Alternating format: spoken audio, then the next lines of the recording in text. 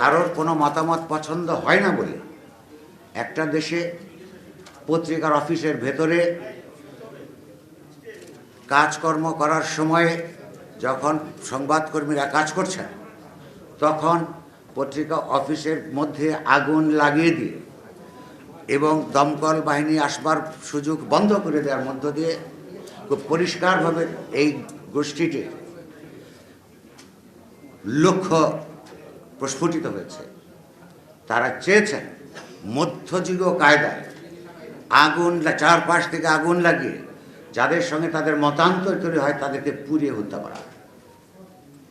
এইটা পৃথিবীর কোনো সমাজ যদি সহ্য করে, যদি সেটা এগিয়ে যেতে দেয়, তার বিরুদ্ধে যদি মাথা উঁচু করে না দাঁড়ায়, শুধুমাত্র সংগঠনগুলি ধ্বংস হবে তা নয়, গোটা সমাজ ব্যবস্থা, সমাজের উন্নতির সমস্ত সম্ভাবনা রুদ্ধ হবে বলে আমরা বিশ্বাস করি।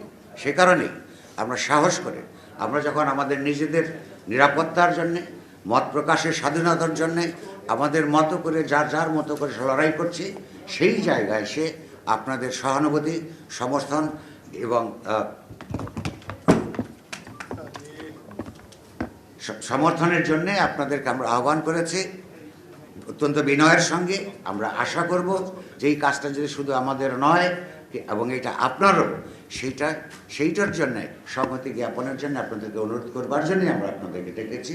আপনাদেরকে আবারও ধন্যবাদ।